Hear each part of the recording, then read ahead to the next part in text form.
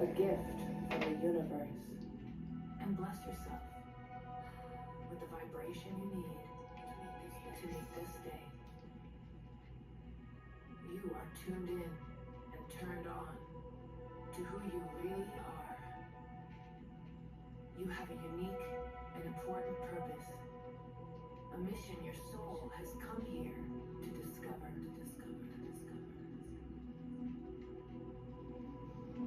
It's another day of the adventure. With every day you've already completed in an eternal journey that has brought you here to this,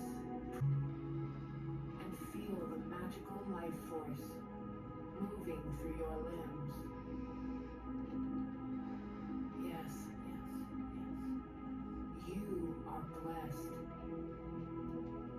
Today is a great day.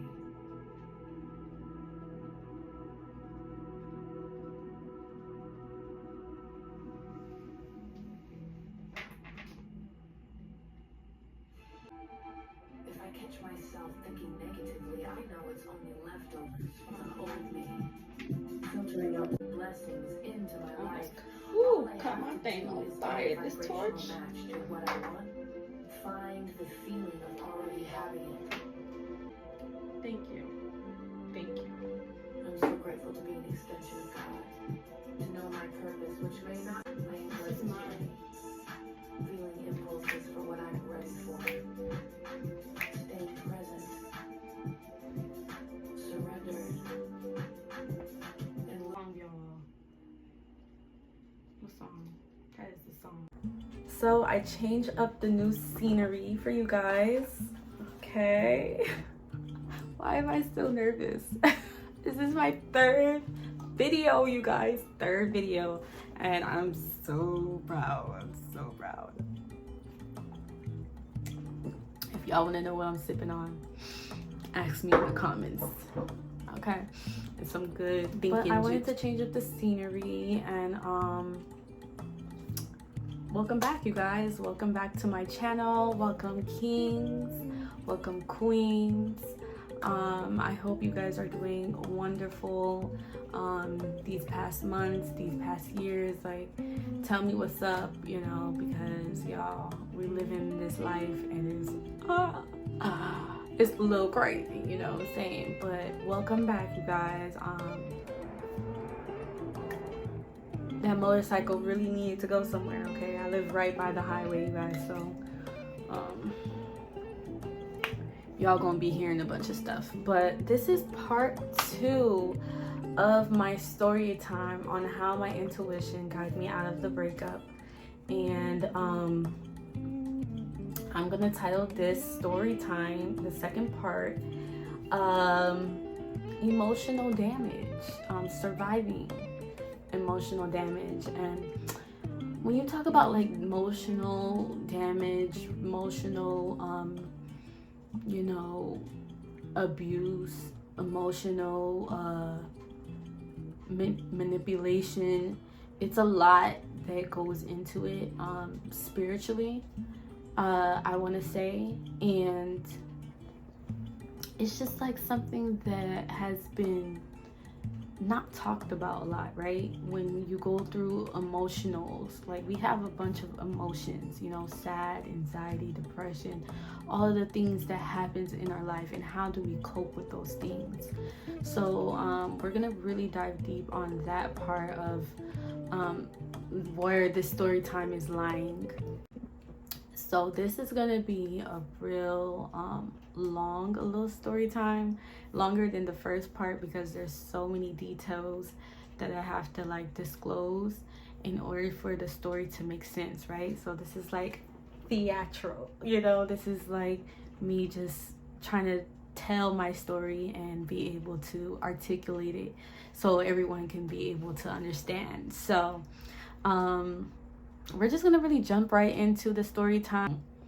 Enjoy, you guys. Get your snacks, get your glass of wine, glass of water, you know, H2O, glass of watermelon juice, you know, anything refreshing, because this story time, I would say it's emotional, you guys. It's emotional for me, so I know it'll be emotional for you guys. So, but take out of the story time, I would definitely say. The last time I told you guys, I had left Jody and I went to my parents' home for about 2 weeks and a half or whatnot. It was not that long, but I used to literally drive because we did not live near our family. We kind of lived a little bit out, like maybe 30-40 minutes away, not that far. And that was, why did we move that far out? It was so beautiful though. The neighborhood was so nice, quiet. I enjoyed it. But a little bit off topic. So I came back and I addressed a lot of things with Jody because it was a lot of things that he wasn't doing that I was just like, what's going on, you know? Really just not focusing which I thought he was not focusing his attention on, you know, the baby. Maybe because I was doing more of the nesting and, you know, getting ready for birth because I'm 8 months going on 9 months pregnant. So it was something I was just preparing for. So I just wanted him to be on that same, you know, that same mode, which he said he was, and that he was working towards, you know, saving money to be able to provide for the child, because I'm going to be going off of maternity leave, right, you guys? So that was something. I dressed it. While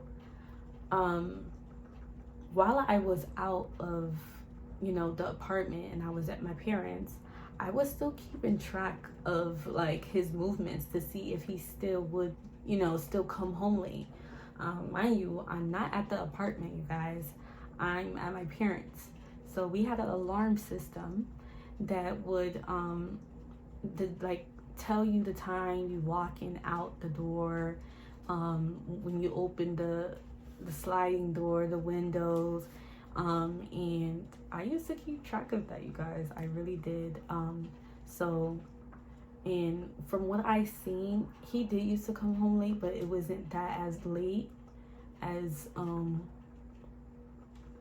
he used to, which was so weird because I'm not in the house, but like you're coming home on time. So it was just like, okay, I guess he realized that, hey, if I'm leaving, I'm gonna leave for good, right? So I gave him that week, you know, 2 weeks break, and then I came back to confront him about, you know, all the things. And from his perspective, you guys, he was telling me that one of the excuses why he has not come home overnight, like he comes home the next morning, and he was saying from his first to his second job, it would have been such a distance for him to come back home and go back to his first job. Cool. I mean, it makes sense, right? Like, you don't want to waste gas, so you might as well stay. But it just didn't make any sense because his first job was further than our home. And the second job was down.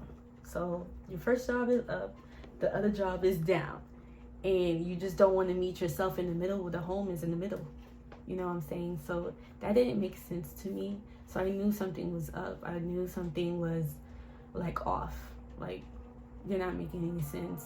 But when I came back, he started to clean up his act a little bit. He started to come home and, you know, kind of take care of the things. He built the crib. You know, it was just like, okay, I see little here and there actions, but that's what you call, you guys, breadcrumbs, you know, like just little breadcrumbs, like, hey, I did this, hey, I did that. Oh, not to mention, when I did come back, he had an event, right? And he was like posting it all on social media, blah blah blah blah. Oh, I'm hosting an event, come out, da da da da. cool at the lounge, right?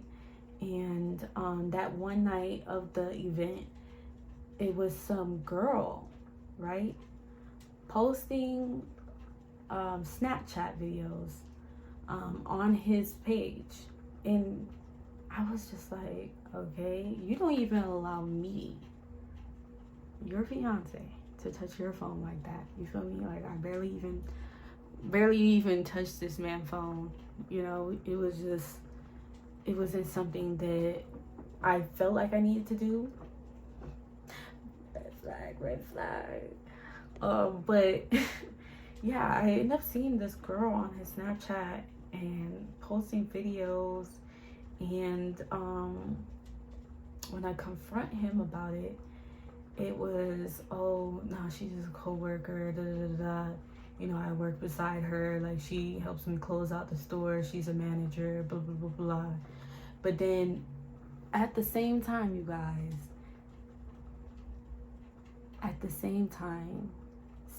making jokes about, like, that's just my work babe, and just weird stuff, like when I'm having your child. So that used to also get under my skin, because it used to be a joke, but then in the same breath it would be like, nah babe, I love you, I'm about to have a baby, blah blah blah blah blah. Very gaslighting, right? Very gaslighting.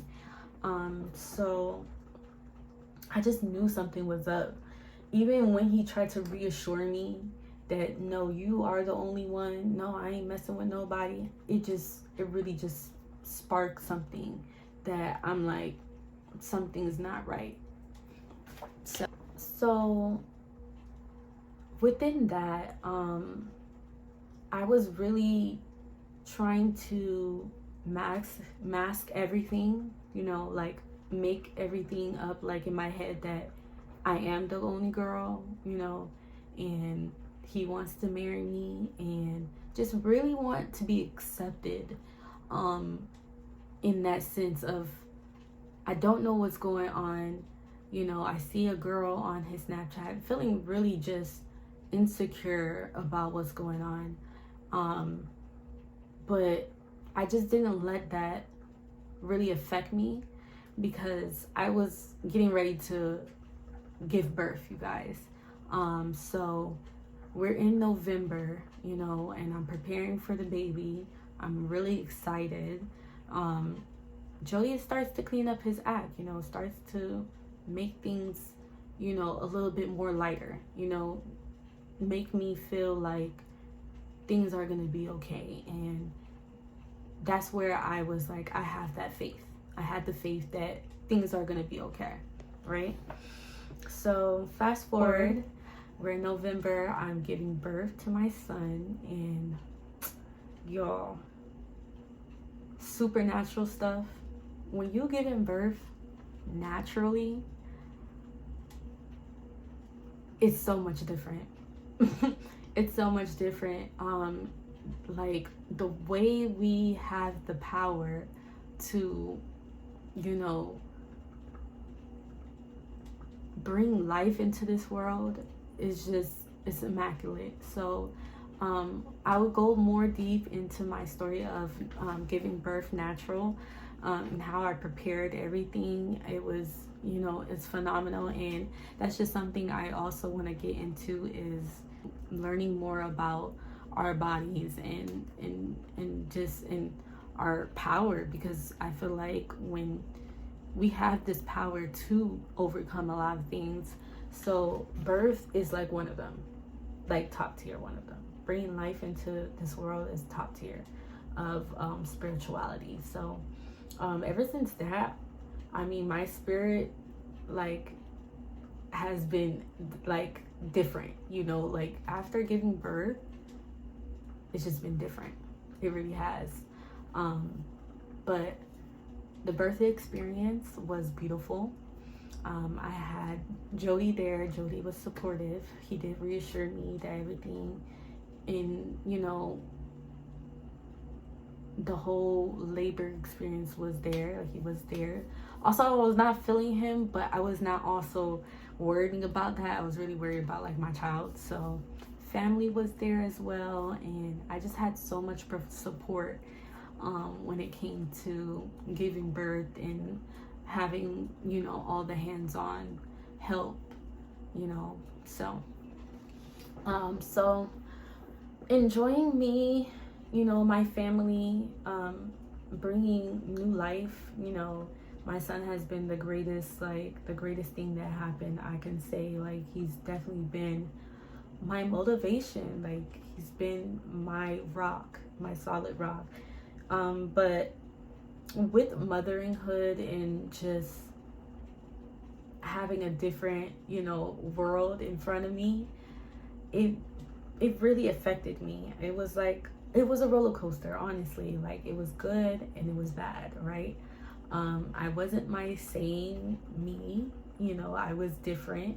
I was a mother now. I had to provide, you know, emotional support to this little thing. And it was something that I was just going through where I just still felt insecure. You know, I didn't feel like myself. For all the moms out there, you guys can share your story about your postpartum story. I will be, you know, delightful to read and stuff like that and conversate about, because it's a real thing. Women go through a lot after birth, and it was something that really put me in a dark spot. Like, because I knew that something wasn't right with my relationship with Jody, it really kind of put me up and down. Like, I was just still trying to persevere, trying to be a new mom, you know. And at the time, Jody didn't get his paternity leave on time, so he still had to go to work. And it's not for the second job, but it is for the first job. So the second job, he ended up not like leaving, but he just ended up taking a break. So he wasn't really at the lounge that often. So that was something that was good at the time, right? But something still was off, right? And let's see, a week after me giving birth, my son ended up getting real sick with a high fever, and it's like, you guys, it scared the living out of me. Like, as a new parent, I thought I did something wrong. Like, I wasn't sure what was going on with my son. He ended up, you know, getting hospitalized, and it was something that really took a toll on me, because I was still going through just a lot, you know, in the attention span of, I just gave birth naturally, now my son is hospitalized, and he end up, you know, doctors end up finding what was wrong with him and end up having to do surgery. And this time, this is, so we did November, December. So this was, yeah, between November and December. So I was in the hospital for about a month. I was in the hospital with my son for about a month, and it was something that was like really, like, I had to persevere. And my son ended up, you know, having surgery, recovering, and it was just something that was just like really dreadful. If anybody knows me, I do not like hospitals. And shout outs to all the hardworking doctors, nurses, all the engineers, everybody who works in that hospital, every hospital, because you guys are great.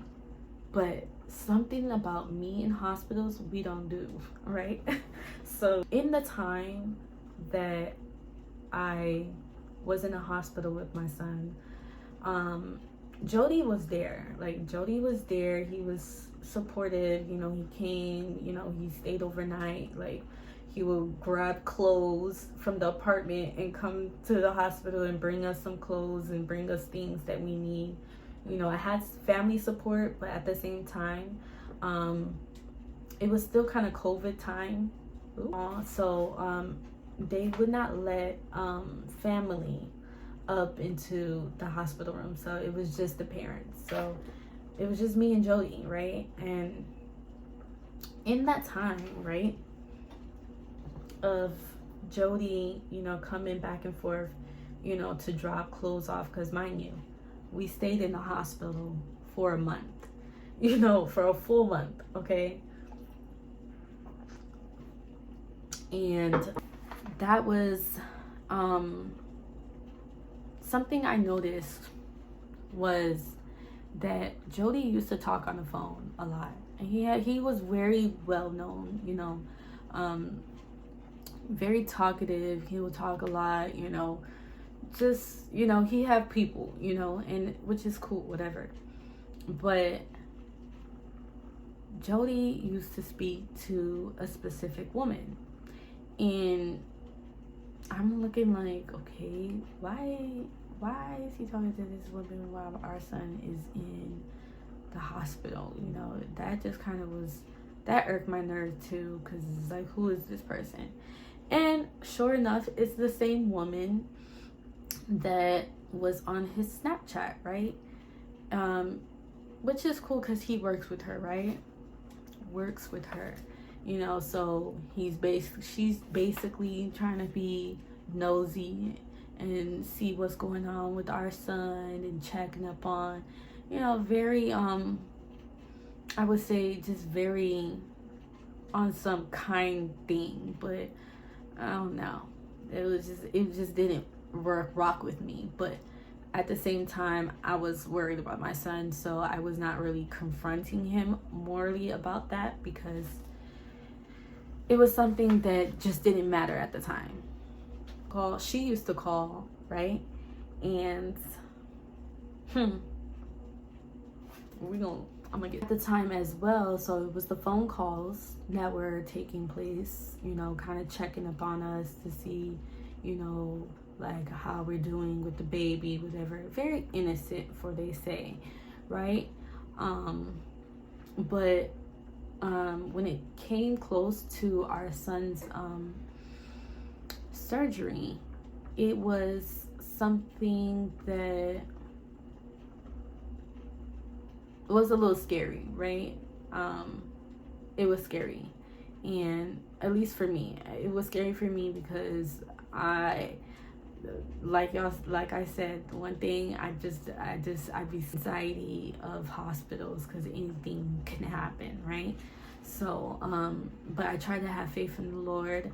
I prayed at the time. I was really high vibes, pushing through just what's actually currently happening, but to also have a different mindset of things are going to happen good.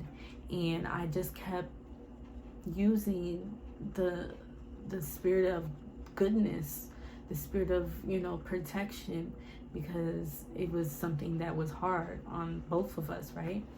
But at the same time, something unusual was happening to Jody as well. The night before my son's surgery, he didn't show up, but he did show up the morning of the surgery. And it was something that was just, it kind of sparked the nerve as well, because it was like, why not comfort, you know, family, you know? And I could tell he was not okay, because I don't know if he was drinking the night before, but it was something off that night. But I just didn't really address it too much, you guys, because like I said, I was dealing with myself anxiety, and I was dealing with, you know, my son, you know, recovering and dealing with, you know, his surgery. So I wasn't really like worried about what Jody was doing. Jody was just doing Jody, and he ended up being there for the surgery though. That's what I can say. For one, Jody is a good father. He could put more effort, but that's something that he could work on himself. But Jody has definitely been here since birth to now. And we're working on our co-parenting as we speak, but let's get back to it. From the hospital, and we're shifted home, and now it's becoming more of a reality that we're new parents now. And you know, just trying to get into a different used to, right? Like a different adjustment. So we had, you know, tried to discuss like a routine on how we can work things out, as far as, you know, waking up with my son, or who's gonna stay up with my son. But it was a little harder because, you guys, as a mother, I was breastfeeding. Okay, my son was a baby who loved arms. Okay, I did spoil him, and he's still spoiled to this day. But him just recovering from the surgery and just taking care of him, and we both taking care of him, it was just something that was blissful. I would say, like, parentinghood was blissful. But I was also trying to balance just being a mom, being a woman, being a fiance, right? Trying to maintain all of these titles that was basically given to me. And it was draining, like holding up household duties, and it was really giving like really housewife. I laugh at this now, you guys, because I've been through it and I'm like over the loop. So some things I'm laughing at the wrong moment, but it was really like, it was like draining. To take care of my kid, breastfeed him was also like a real responsibility. Like, I was really just trying to figure out the routine of breastfeeding him and waking up. Like, I did not get no sleep. Okay, like it was just terrible, you guys. I'm not gonna lie. Love birth and the new ages, but geez, it is a lot of work. So at that time, you know, I'm just getting used to it. I'm just getting used to everything. Just trying to work as I go. And Jody decide, you know, now we're gonna approach, what did I say? Okay, this is December. So December, I end up coming back home. I'm losing track, you guys. Wait. So fast forward, you guys. We're at like 3 months postpartum. And so far it's going okay. You know, it has its ups and has its downs, but we was at it, you feel me? Like, we was definitely at it. We was doing the damn thing, you feel me? And yeah, so when it came to like after the 3 mark, right, you guys, things really change. Things really change. It's about to get real, you guys. I'm gonna grab my little glass right now so I'm gonna come a little closer, because y'all about to be in my business, okay? Just for a little bit, you're gonna be in the business. All right. So some of the things, hey, this is a free judgment zone. All right. I'm nervous to talk about this stuff, but y'all, I'm about to spill the beans. Oh my God. All right. I'm all right. After the 3 month, right, of me being postpartum, Jody decided that, hey, we should just go on a date, right? It's been a minute, we haven't been on a date. take you out, get dressed. We're gonna go to a nice little restaurant, right? And I was so happy, y'all. I was like, ooh, I'm about to go on a date with, my person. Yeah, let's get it. Like, we parents now, let's go celebrate, right? So we went to go celebrate, we went to go eat, and the night of just ended really terrible, right? Right now, we're in January 2022, right? And this is where Jody tells me that he has cheated on me. And the person he cheated on me with was the person that I suspected on his Snapchat, right, you guys? And toxic, very toxic, you guys. I was very shocked when he told me. And something that, like, I did was, I don't recommend to do that. I don't, I'm not proud of that, but I hit him with I cheated on him too. And I did cheat on him like years before we've ever had, marriage or a kid or anything. So I kind of just threw it back in his face that I did do that. And it was something that we was just like, wow, like, we're both immature. Like, we are not ready for a serious relationship. And on his half, it was like, when he did tell me this, he did say it was months before, we had a child. So little details were like said, and it really crushed my heart, you guys. It really crushed my heart that we're going through this, and it's supposed to be the most like happy times, right? But it was not so happy. It was not so happy. Like, I think we both had trust issues, more on my half, because I feel like it's more fresh that he's dealing with this woman, and it was more fresh. And so we're gonna disclose the person, the new character in this story is Bobo, right?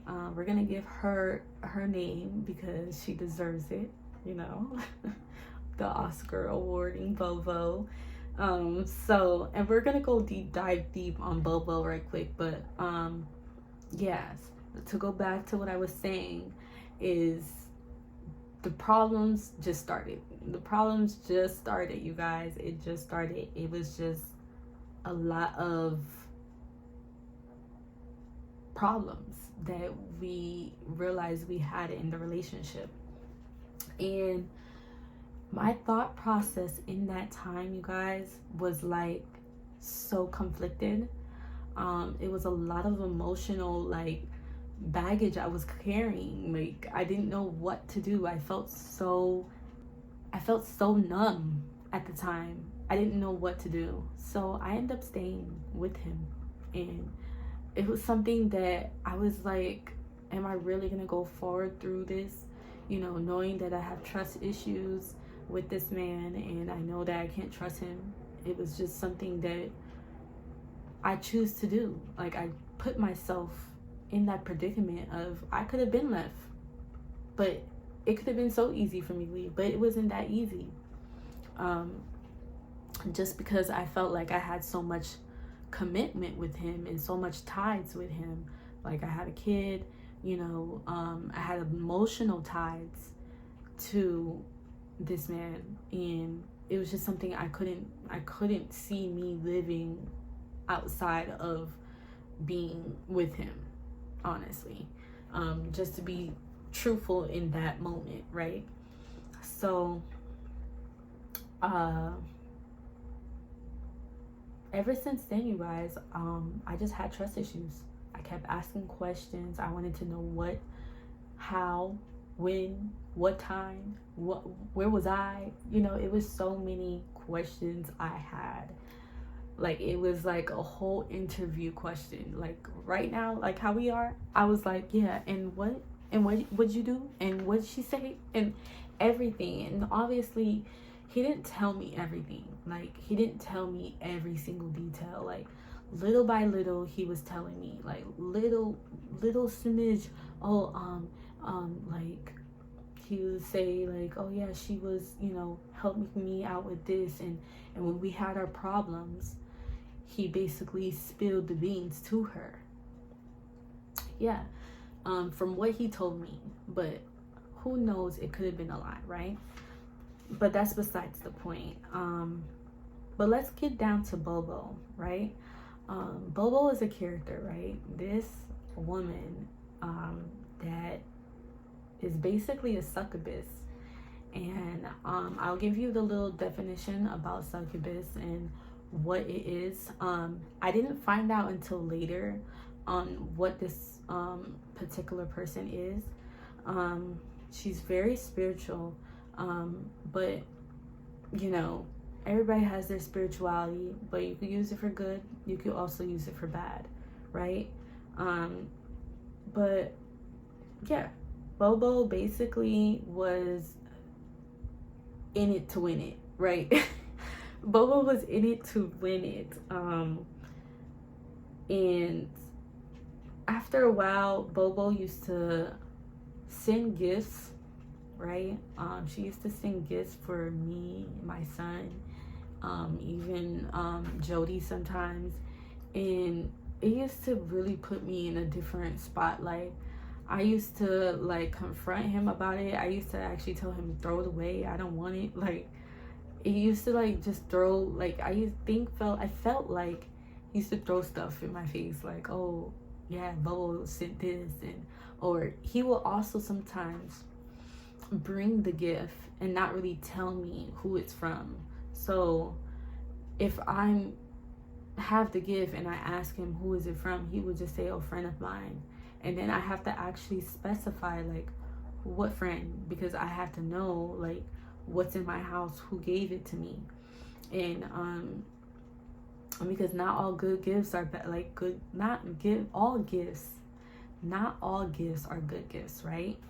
So I used to have to ask him about that, and he used to just really give me some weird response, like, oh yeah, it's Bobo who sent it, you know, she was just trying to be nice, you know, Bobo was like, you know, sending gifts out of nowhere. And I used to really feel so like, what the like, what? Woo! And he was still trying to reassure me, you guys, like, no, I don't want her, no, we just friends, but you cheated on me with her. So how should I feel about it? You feel me? How should I feel about that, right? So when she used to send these gifts, I would throw them away. I would literally throw them away, because I don't know why you're sending me gifts. I don't know you. I don't care to know you. And it just used to really, like, she used to really try to be in the business. Like, you wasn't even here, boo. So it was just something that I felt like I was trying to compete with. And I'm like not understanding, why am I competing when I'm supposed to be the only one? So, but yeah, it also used to just be so much weird events. Like, you would send the gift and then try to bring the gift back, you know, into the home. Like, we would have a whole argument about, like, just simple things about that pertains to Bobo. And I was just so off. I was just so over it. Like, he used to amp things up. Like, he used to amp it like, oh, she's just a nice person, she's just trying to be kind, send gifts, you know. I would trust her with my own child. Huh? You would trust her with your own child? Not on my watch. You feel me? Like, I was so protective, you guys. Like, as a new mother, like, mama bear coming. Like, don't play. So, I eventually told Jody, like, yo, you need to let Shawty go, you know? Like, I understand you work with her, but you need to keep it strictly business. And I basically told him, like, yo, like, keep it strictly business. If you don't gotta talk to her about anything, like, else, I don't think you should talk about personal things about your family, you know? And I think that's what was really, I wanted to tell him. That was just something that I was telling him, like, keep your business and your personal life personal, you know? It was just something that he just didn't understand. Like, he didn't understand that part. But he did eventually block her off of all of the, you know, social media. I even told him to delete her number, block her number. I told him to do all of that, trying to be in control, right? I'm trying to be in control of the situation. No way in hell I could have been in control, right? But he ended up doing it, right? He ended up blocking her, whatever. But it also used to be worrying because, like, he used to also, like, contact her through third parties, like, from what they know, like, if they have, like, a mutual friend, they will send message like that. And that used to be so weird because he used to tell me, like, oh, I heard Bobo is doing this, Bobo's doing that, oh, Bobo. Like, he used to just tell me, like, from what he heard of what's going on. And basically, Bobo was just the talk every month. We're discussing about Bobo every, you know, like, and not really getting to the root of our, you know, relationship and building. Like, that was something that I wanted to build. I wanted to do things. Like, I wanted to discover and explore. So I wanted to go on vacation. Like, we never been on vacation, and I was trying to build something that wasn't there. And I'm gonna be real true right now. I was trying to build something that wasn't there. Like, I was trying to build something out of him that I knew I could see out of him, right? Like, although he was giving me mixed signals of what he really wants and what he don't know, like, he really wanted to be free. He did not want to be a family man. So it was something that I was just holding a veil over. I was really holding a veil over. So in that time, he was joking about Bobo. They end up, like, really just connecting back again, you know, and it was something out of control. Like, I couldn't control him. I thought I could control the situation, but it was something that I couldn't control. So they end up talking. They end up working still side by side at the lounge. And then eventually Jody ended up not working at the lounge anymore because of different reasons. So that was something that was, like, exciting for me because I was like, yes, at least he doesn't get to see her. But he used to also still go to a different lounge that was basically worked together with the lounge that he used to work at. So it was all linked together, right? So that used to bother me because it's like, you have this whole team over here that you are going to the lounge with and stuff like that. And it was just something that he was just not taking serious. I remember one time he had family come over to the lounge that he used to go to with his teammates, whatever. And I know this story time is all over the place, but I hope you guys are following with me. I feel like it's all over the place. I have it written down, you guys. Woo. But I went to the lounge with him one time, and Bobo was there. And Bobo basically is the manager of the second lounge that is sister to the lounge that he used to manage.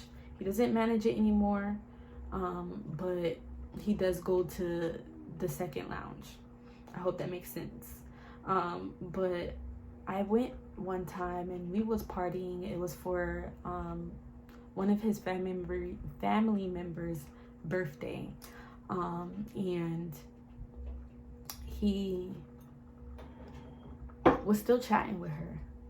And it was something I felt like I needed to do. I felt like I needed to be in the same room as what's going on. You know, so I was in the same room as Bobo. I was in the same room as Jody. And we was just dancing. Like, Bobo was managing, so she was not like literally dancing with us. It was not like a whole party, but she was managing. And I didn't say hi to Bobo. I didn't say nothing to Bobo. I was just really, you guys, now that I look at it, I was really in my feminine energy. Like, I was really in the stumping grounds. Like, when I thought about going to the lounge that this succubus is in, the mistress, I knew that I felt like I needed to be there. I felt like I needed to show her, like, who is really here. Like, you're gonna be in the same presence as a person that you've been basically trying to stalk. Like, she's been stalking us basically. So he ended up telling me and reassuring me that manipulation tactic that he does, right? Because I'm really going through emotional damage, emotional manipulation. Reassure me like I am the only woman that he wants, and that he want to build family, not on that weird games and stuff like that. And which I believed him. My silly behind keep believing this man is going to change and he's going to be where I wanted him to be or where he needs to be, because I knew I seen his potential, but just knew that he couldn't get there. So it was just something that was still a veil. I still kept believing in him and like saying, okay, well, you just need to stop going to the lounge. You know, you just need to tighten up your gears. So later on, I'm going to discuss about, this is the end of part 2, guys. I'm going to later on discuss on how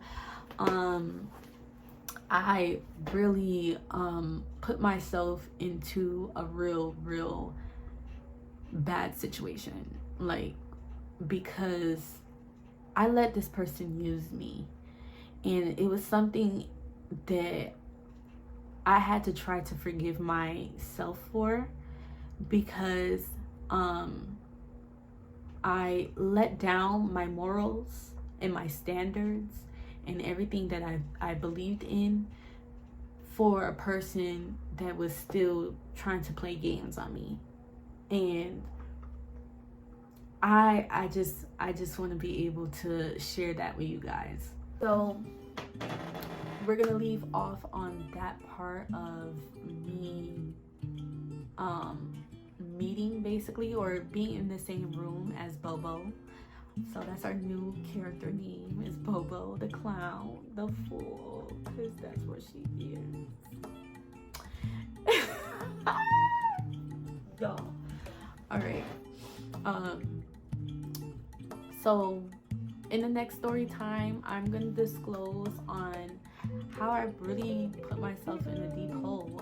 I end up meeting Bobo and having conversation and just different things that happened and went down. So in the next story time, I will disclose all of that information.